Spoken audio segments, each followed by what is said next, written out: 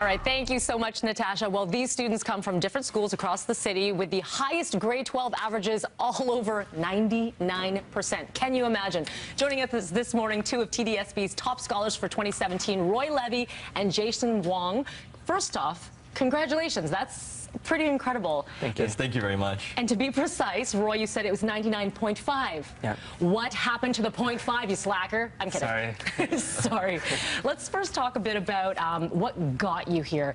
So, Jason, I was asking you earlier what courses you were taking to get to the 99, and it's some of the hardest ones, right? Like, what were you doing? Well, yeah, I like a lot of variety in my courses because I think it's very important to have, you know, a broad perspective and to explore different things. So, for example, I had all three sciences, maths, and English, as well as social sciences, for example, finance and law. So I like a little more variety in my courses. It's very good. It's pretty incredible. Well, let's talk a little bit about what you do out of the classroom, too, because you're not just geniuses in the classroom. You're doing things in your community.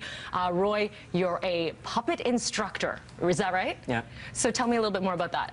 So many times you have kids who don't get the same opportunities, and you need to teach them more mature topics.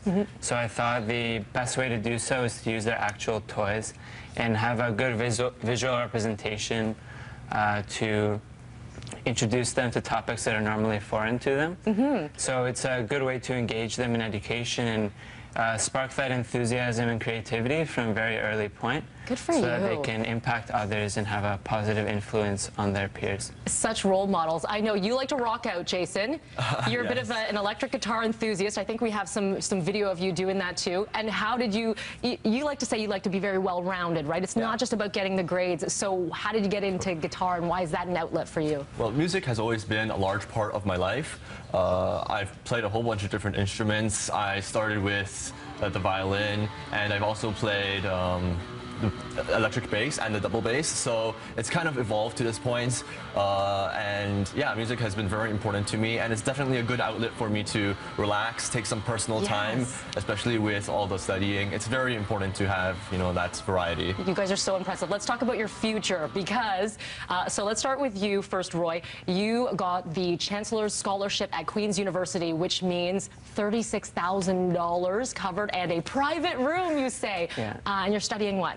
Commerce. It's an honors commerce degree, and I might do a double degree with economics, or maybe go straight into a master's of international business. And you're going to ace that one. And now we should say you got accepted into Princeton and Harvard. You decided to go with? Harvard. Harvard. Yeah, it's definitely, I've been told that there's no wrong choice, for sure. They're both very great institutions, and honestly, they're both amazing. It's a very difficult decision.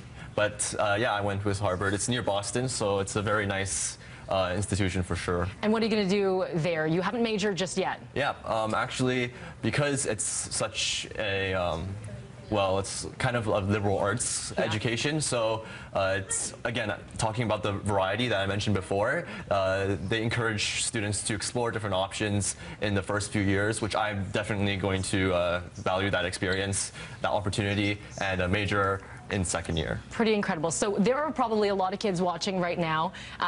There is no way I was getting near 99% like you guys, but if you had some advice for kids who are coming up, maybe some who are having a little bit of difficulty with studying, what's your #1 piece of advice, Roy?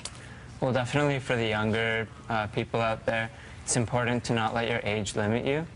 And I found that when I was younger, I restricted myself, and it's important for them to remember that just because they're younger, it doesn't mean their intelligence and potential is less than anyone else's, and they should get involved in their community. Like he said, it's important to be very varied and have that balance between studies and extracurriculars. Great piece of advice. And Jason? Yeah, same thing. Just be sure to explore your options, be organized, and yeah, just make sure that you develop your critical thinking and creativity, you know, not just studying. The marks will naturally follow.